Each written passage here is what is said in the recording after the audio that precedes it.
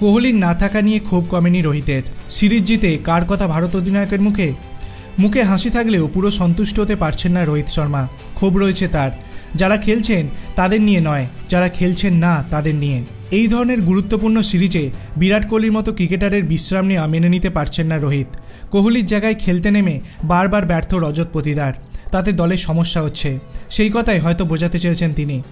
রাঁচিতে series জিতে রোহিত বলেন, দলের গুরুত্বপূর্ণ ক্রিকেটারদের না থাকা খুব একটা ভালো বিষয় নয়, কারণ দীর্ঘদিন ধরে খেলে ওরা একটা জায়গা তৈরি করেছে। ওদের জুতোয় পা গলানো সহজ নয়, দলের ভিতর থেকে নয়, কিন্তু বাইরে থেকে তো ওদের ওপর চাপ থাকেই। কোহলির নাম না নিলেও রোহিতের কথা থেকে মনে হচ্ছে তার উদ্দেশ্যেই এমন কথা বলছেন ভারত অধিনায়ক।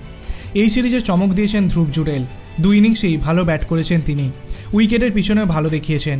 তার জন্য অবশ্য ঘরোয়া ক্রিকেটকে কৃতিত্ব দিচ্ছেন রোহিত। তিনি বলেন, তরুণদের খেলা দেখে পরিষ্কার যে ওরা জানে কি করতে হবে।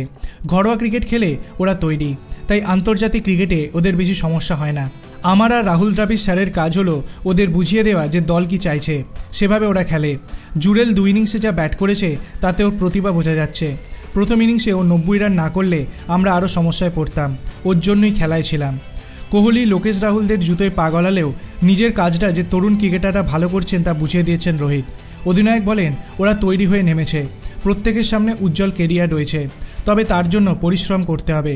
তবে এখনও যে ভারত এত ভালো ভালো ক্রিকেটার উঠে আসছে তাতে আমি খুব খুশি। ধর্মশালায় 5ম টেস্টের নিয়ম রক্ষার হলেও সেই টেস্ট জিততেই নামবেন তারা, একথা স্পষ্ট করে দিয়েছেন রোহিত।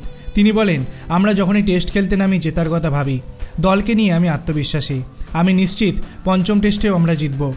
আপনার কি মনে হয় 5ম টেস্টে ভারত যদি জেতে তাহলে তালিকায় কত নম্বরে ভারত উঠে আসবে? আপনার অভিমত আপনি কমেন্ট সেকশনে জানাতে পারেন। ভিডিওটি ভালো লাগলে লাইক করবেন, চ্যানেলটিকে সাবস্ক্রাইব করতে ভুলবেন না। ধন্যবাদ।